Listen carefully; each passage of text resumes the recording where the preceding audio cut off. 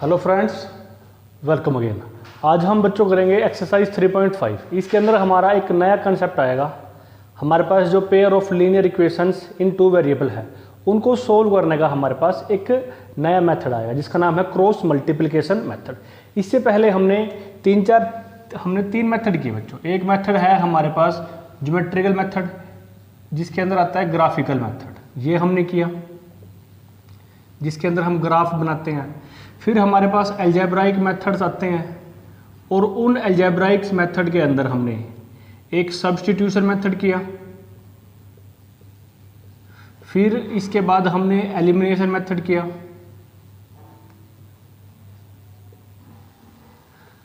फिर बच्चों हमारे पास आता है क्रॉस मल्टीप्लिकेशन मेथड।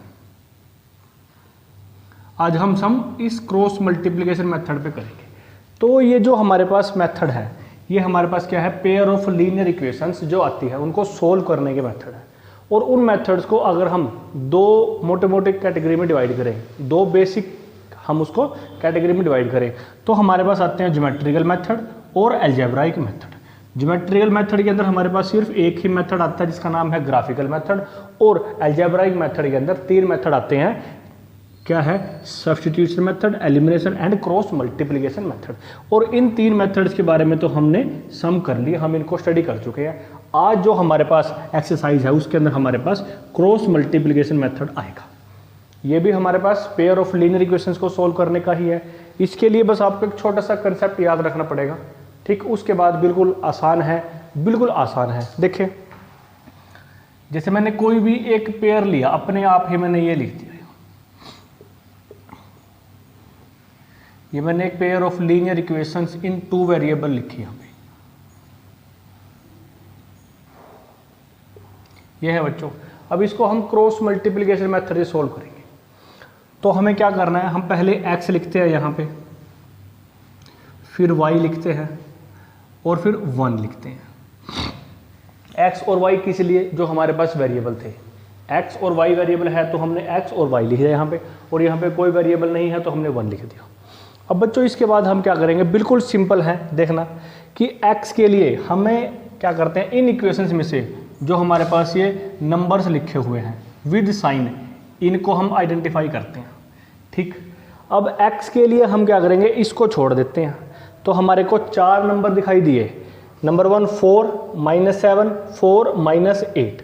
तो इन 4 का हम यूज़ करेंगे जो ये हमारे को दिखाई दिए 4 -7 4 एंड -8। क्या करेंगे हम जब ऊपर से नीचे की तरफ आएंगे मल्टीप्लाई कराएंगे, और जब नीचे से ऊपर की तरफ जाएंगे तब हम माइनस लगाएंगे, ठीक है बच्चों।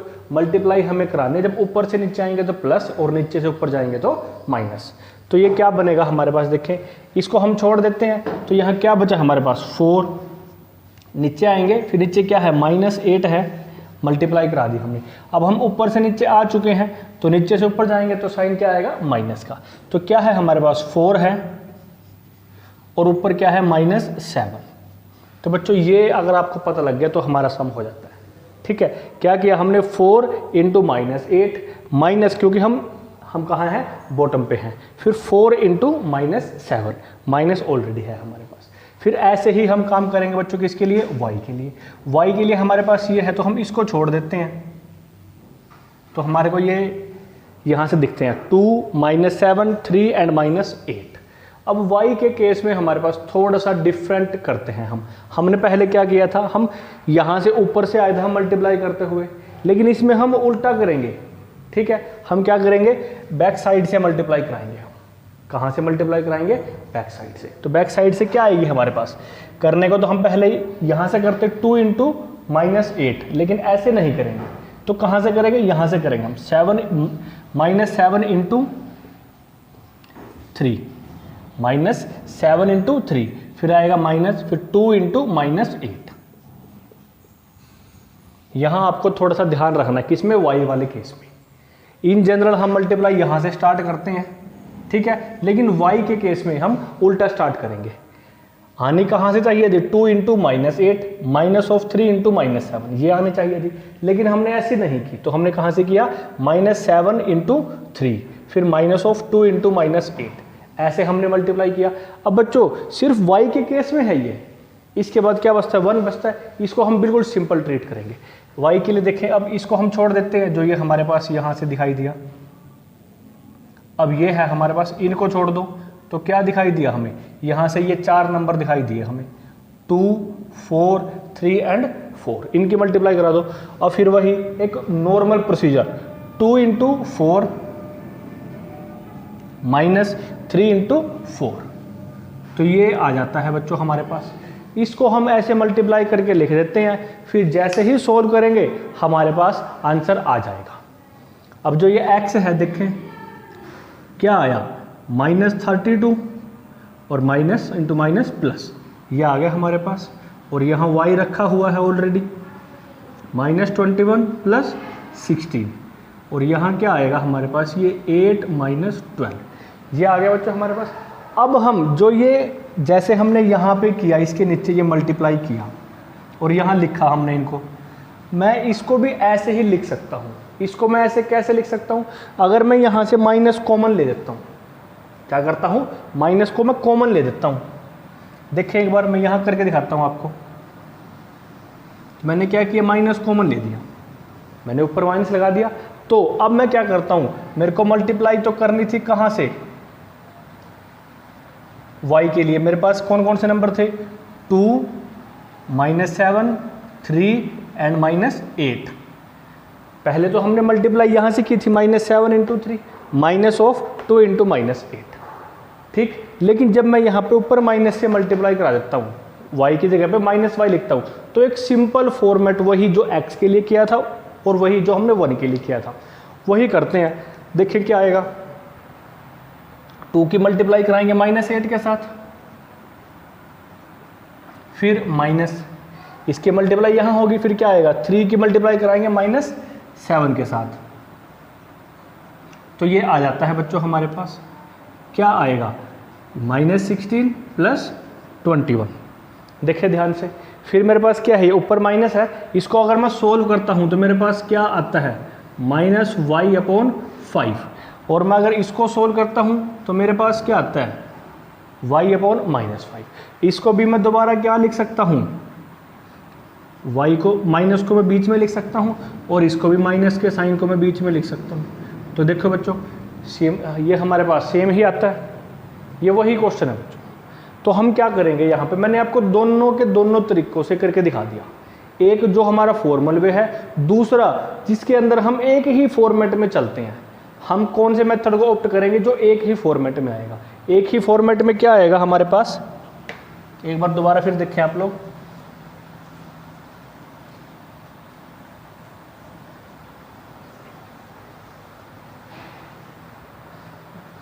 जैसे यहाँ तो हम लिखते हैं x, यहाँ हम y के प्लेस पे क्या लिख देते हैं, -y, और यहाँ y। यहाँ ध्यान रखना आपको, -y लिखा हमने। अब हमें किसी को ये चेक करने की जरूरत नहीं है कि हम आगे से मल्टीप्लाई करें या पीछे से करें, सिंपल मल्टीप्लाई करेंगे। देखें x के लिए इनको छोड़ दो, हम क्या दिखाई दिया, 4 इंटू -8, इनकी मल्टीप्लाई कर दो। फिर ऊपर से नीचे आ गए तो यहाँ से यहाँ जाएंगे तो -4 इंटू -7, ये कर दिया हमने मल्टीप्लाई। फिर y के लिए बच्चों वैसे ही करेंगे, बीच वाले को छोड़ दो, सिंपल यहाँ से चलते हैं, 2 इंटू -8 और फिर -3 इंटू -7, ठीक है। अब देखो हमने उल्टी मल्टीप्लाई नहीं की, ऐसे ही की, और ऊपर हमने माइनस कॉमन ले दिया, माइनस ऊपर रख दिया हमने। फिर क्या आएगा हमारे पास, 1 आएगा, 2 इंटू 4 -3 इंटू 4, ये आ जाता है। इसको सोल्व करेंगे बच्चों, हमारे पास x और y की वैल्यू आएगी, क्या आ जाएगा, -32 और +28 is equal to -y -16 plus 21 is equal to 8, और यहाँ पे क्या आएगा, 12 आ जाएगा। फिर जब हम इसको सोल्व करेंगे तो हमारे पास -4 आएगा, यहाँ पे 5 आ जाएगा और यहाँ पे -4। अब हमारे पास 3 टर्म आ गई, first term, second term, third term, और तीनों की 3 टर्म कैसी हैं, इक्वल हैं। तो हम क्या करेंगे, जो ये फर्स्ट टर्म है और जो लास्ट टर्म है इसको उठाएंगे, फर्स्ट एंड लास्ट, x की वैल्यू आएगी। फिर सेकंड केस में सेकंड एंड लास्ट टर्म को उठाएंगे, मतलब थर्ड टर्म को उठाएंगे, तो आएगी हमारे पास, क्या लिखते हैं हम, taking first and third term क्या है वो हमारे पास, x upon -4 is equal to this. तो -4 से -4 कैंसल आउट हो जाता है, तो x की वैल्यू क्या आती है बच्चों 1। ऐसे ही फिर हम सेकंड और लास्ट टर्म को उठाएंगे, taking second and third term क्या आएगी, -y upon 5 is equal to 1 upon -4। हम क्या कराएंगे, क्रॉस मल्टीप्लाई करा देंगे, तो हमारे पास क्या आ जाएगा 5 अपॉन 4। तो ये आंसर आ जाएगा बच्चों हमारे पास। कंसेप्ट कहाँ है, कंसेप्ट सिर्फ यहाँ पे है। ये मैंने आपको एक पर्टिकुलर एक एग्जांपल लेके दिखा दिया। अब हम यहाँ पे A1 B1 C1 A2 B2 C2 लेके भी कर सकते हैं, यही कंसेप्ट है, ठीक है। अब बच्चों हम क्या करते हैं, हमारा जो क्वेश्चन नंबर 1 है, देखें क्या बोलता है, विच of the following pairs of linear equation. ये आपको सिर्फ समझाने के लिए था, आपको ये करना नहीं है आप, और ये वाली चीज़ जो मैंने यहाँ लिखी है आपको याद रखनी है कि अलजेब्राइक मेथड कौन सा होता है और ग्राफिकल मेथड या ज्योमेट्रिकल मेथड कौन सा होता है। अब बच्चों जो क्वेश्चन की स्टेटमेंट है क्या है वो, which of the following pair of linear equations has unique solution, no solution और इनफाइनाइटली मैनी सॉल्यूशन। क्या बताना है कि हमारे पास इसके 3 से 4 पार्ट हैं, उन 3 से 4 पार्ट में हमें चेक करके ये बताना है कि कौन से पेयर के पास यूनिक सॉल्यूशन आता है, किसके पास कोई सॉल्यूशन नहीं आता है, और किसके पास इनफाइनाइटली मैनी सॉल्यूशंस आते हैं। अब ये हम कैसे बताएंगे, जो हमारे पास कंडीशन थी, कंडीशन किसके बेस पे थी, A1 B1 C1 A2 B2 C2 के बेस पे थी। क्या आपको वो लर्न है, अगर लर्न है तो आप लोग इसको बिल्कुल इजीली बता सकते हो कि भाई कौन सी कंडीशन है वो, किसको रिप्रेजेंट करती है, कितने सॉल्यूशन आते हैं। तो एक बार फिर उसको रिकैप कर लेते हैं। अगर बच्चों यूनिक सॉल्यूशन होता है तो कंडीशन बताओ भी क्या होती है, कंडीशन होती है A1 upon A2 does not equal to B1 upon B2। अगर नो सॉल्यूशन होता है, मतलब कोई भी सॉल्यूशन नहीं आता है, तो कंडीशन क्या होती है, A1 upon A2 is equal to B1 upon B2 does not equal to C1 upon C2।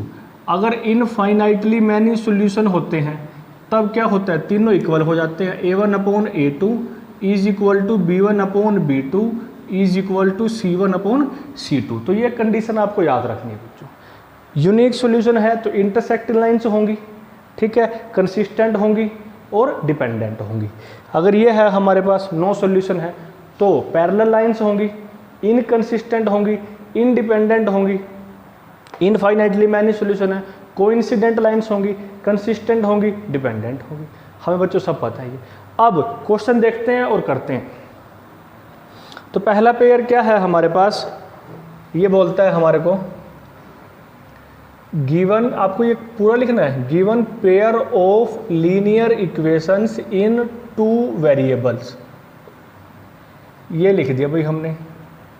Are क्या है, x minus 3y minus 3 is equal to 0, और सेकेंड है 3x minus 9y minus 2 is equal to 0।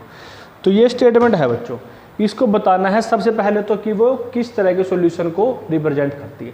Compare करेंगे हम, इसको compare करा लेते हैं।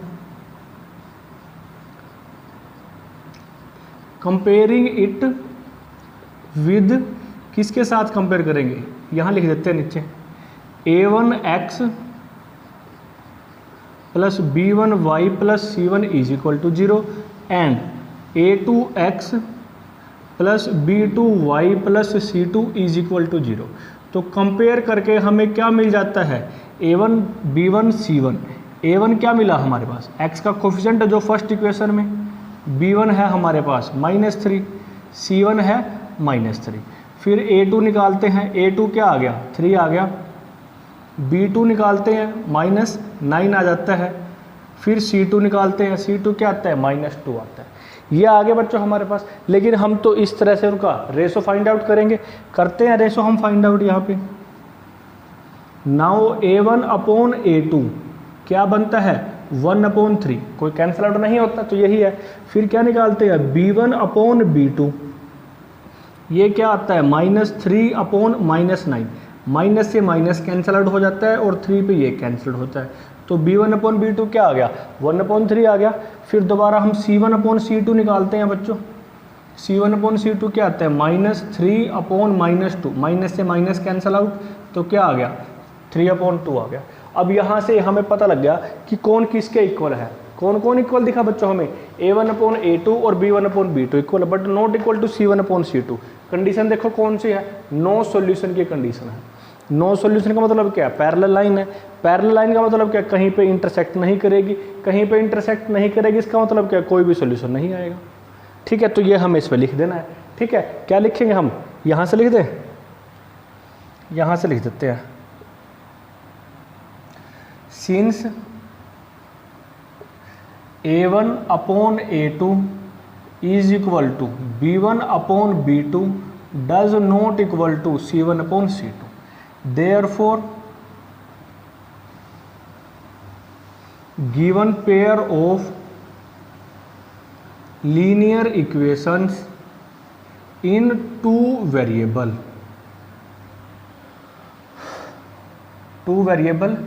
has no solution, इनका कोई भी सॉल्यूशन नहीं है। तो पहली तो बात इसने यही पूछी थी कि उनके सॉल्यूशन बताओ किस तरह के हैं, तो कोई सॉल्यूशन नहीं है। फिर उसके बाद इसने इसी क्वेश्चन के आगे जॉइंट क्वेश्चन दिया था, क्या, in case there is a unique solution, अगर किसी केस में यूनिक सॉल्यूशन निकल जाता है तब उसको क्रॉस मल्टीप्लिकेशन मेथड से सोल्व करो। तो बच्चों फर्स्ट में तो आया ही नहीं, अगर यूनिक सॉल्यूशन नहीं आया तो सोल्व करने का मतलब ही नहीं है। तो आपको सिर्फ ये यहीं तक करना है, क्या, सिर्फ नो सॉल्यूशन तक ही बताना है। आपको ये पूरा लिखना है, ये ऐसा नहीं लिखना, आपको एक्रोनिम बना के नहीं लिखना। ठीक है, अभी हम इसका सेकंड पार्ट करते हैं।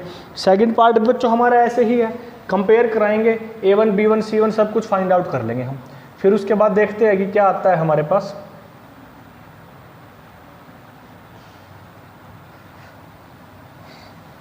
इसको इरेज कर देते हैं हम यहाँ से,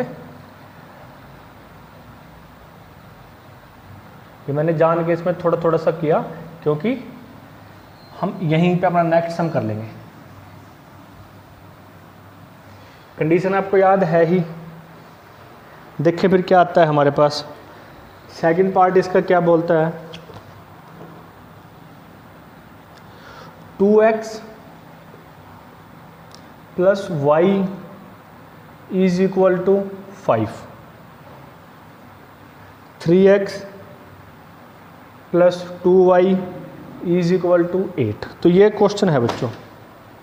अब इसमें इज इक्वल टू के राइट हैंड साइड पे कोई कांस्टेंट नंबर रखा है, उसको हम क्या करेंगे, शिफ्ट करा देंगे लेफ्ट हैंड साइड में। तो ये इक्वेशन क्या बन जाती है, आपको यहाँ नहीं लिखना है, नेक्स्ट स्टेप में लिखना है। ये बन जाती है 2x + 1y - 5 is equal to 0। ऐसे ही ये क्या बन जाती है, 3x + 2y - 8 is equal to 0। अब हमारे पास ये इक्वेशंस आ चुकी हैं, कंपेयर कराएंगे। ऐसे ही A1 B1 C1 निकालते हैं, तो हमारे पास A1 क्या आ गया 2, B1 आ गया 1 और C1 आ जाता है -5, A2 आ जाता है 3, B2 आता है 2 एंड C2 आ जाता है -8। अब बच्चों फिर वही रेशो निकालते हैं, तो रेशो हमारे पास क्या आ गया, A1/A2 2/3 आ गया। फिर हम B1/B2 निकालते हैं, ये क्या आ गया, ये भी 1/2 आ गया। फिर यहाँ क्या निकालते हैं, C1/C2 निकाल लेते हैं हम। C1/C2 क्या आ गया, -8/- 5/-8 मीन्स 5/8 आ गया। अब ये रेशो है, तो यहाँ से बच्चों हमें देख के पता लगता है कि A1/A2 और B1/B2 और C1/C2 में से कौन कौन इक्वल है। तो यहाँ से हमने देख लिया, since A1/A2 does not equal to B1/B2, equal नहीं है ये हमारे पास। A1/A2 तो 2/3 आ गया, B1/B2 1/2 आ गया, इक्वल नहीं है। अगर इक्वल नहीं है तो बच्चों कौन सा सॉल्यूशन आएगा, यूनिक सॉल्यूशन आएगा। तो यहाँ लिखते हैं, therefore given pair of linear equations in 2 variable has unique solution. कैसा सॉल्यूशन आ गया बच्चों, इसका यूनिक सॉल्यूशन आ गया। अब अगर यूनिक सॉल्यूशन आता है तो उस यूनिक सॉल्यूशन को हमें फाइंड आउट भी करना है। कौन से मेथड से करना है, क्रॉस मल्टीप्लिकेशन मेथड से करना है। अभी क्योंकि लिखा है ना, देखो यहाँ पे by using cross multiplication method. अब क्रॉस मल्टीप्लिकेशन मेथड जो मैंने आपको समझाया था उसी से करते हैं। तो हम क्या करेंगे बच्चों, यहाँ इसका सॉल्यूशन लिखते हैं। इसको एक बार दोबारा यहाँ लिख लेते हैं हम। गिवन इक्वेशंस आर, क्या इक्वेशन है हमारे पास, 2x + 1y - 5 = 0 and 3x + 2y - 8 = 0। तो फिर बच्चों वही x लगाते हैं पहले, फिर y लगाएं या -y लगाएं, -y लिखते हैं, फिर यहाँ पे माइनस लगाते हैं क्योंकि एक पर्टिकुलर फॉर्मेट में चलेंगे। अब देखो बच्चों, अगर इतना हमने कर लिया है, x है तो x वाली लाइन को आप लोग भूल जाओ, तो आपको 4 नंबर दिखाई दिए होंगे, 1 - 5 2 - 8। सिंपल ऊपर से नीचे मल्टीप्लाई करो, नीचे से ऊपर करो, बीच में माइनस लगा दो, क्या आएगा 1 × -8। यह आ गया हमारे पास 1 × -8। फिर ऊपर से हम नीचे आ गए, नीचे से ऊपर जाएंगे तो माइनस लगा दिया, 2 × -5, ये आ गया हमारे पास। फिर यहाँ क्या है, -5 लगाया तो बीच वाले में है, इसको खा जाओ, क्या दिखा 2 - 5 3 एंड -8। देख लो, इसको भूल जाओ। तो 2 की मल्टीप्लाई किससे करेंगे, -8 से करेंगे। तो ये आ गया हमारे पास 2 × -8, फिर माइनस आएगा, फिर क्या दिखाई दिया हमको 2 × -8, फिर 3 × -5, 3 × -5। तो ये आ गया बच्चों हमारे पास। फिर क्या बचता है, 1 बचता है, इसके लिए इस कांस्टेंट को खत्म कर दो। तो 4 नंबर दिखाई दिया, 2 1 2 3, तो 2 की मल्टीप्लाई 2 से कर दो, 2 × 2, फिर क्या बचा 3 × 1। तो बच्चों बस ये कंसेप्ट है, जिसको लिखना आ गया वो हो गया। एक बार फिर देख लें, फिर देखें, x है तो 4 नंबर दिखाई दिए हमें, कौन कौन, 1 2 -8 एंड -5। तो 1 की मल्टीप्लाई -8 के साथ होएगी, फिर 2 की -5 के साथ, साइन चेंज आ जाएगा, माइनस हमने ऊपर लगा रखा है इसलिए। तो 2 की मल्टीप्लाई -8 के साथ, 3 की -5 के साथ, फिर 2 की मल्टीप्लाई 2 के साथ, 3 की 1 के साथ। ये है बच्चों, सोल्व कर दो आंसर डायरेक्ट। देखें इसको मैं क्या लिखता हूँ, x / 1 × -8 और ये 2 5 = 10, और यहाँ क्या आता है हमारे पास -16 + 15। फिर यहाँ लिखते हैं हम, तो 4 - 3। इसको बच्चों थोड़ा सा और सोल्व करते हैं, तो क्या आता है, x / 2 - y / -1 = 1/1। इस माइनस से ये माइनस कैंसल आउट हो जाता है, तो हमारे पास क्या बचता है, x / 2 = y / 1 = 1/1। यहाँ देखें 3 टर्म दोबारा फिर आ गई, फिर वही काम करना है, taking first and second term, x की वैल्यू आएगी, again taking second and third term, तो y की वैल्यू आएगी। देख लेते हैं, taking first and second terms, क्या बना हमारे पास, सॉरी सेकंड लेनी है, थर्ड लेनी है हमें, क्या बनेगा, x / 2 = 1/1। यहाँ पे तो बाई चांस 1/1 आ गया, कई बार क्या आएगा, कोई भी नंबर आ जाएगा, 1/3 7/4 कोई भी नंबर आ जाएगा, हमें कोई प्रॉब्लम नहीं है। क्रॉस मल्टीप्लाई कराएंगे हम यहाँ से, तो x की वैल्यू क्या आ जाएगी बच्चों, 2 आ जाएगी।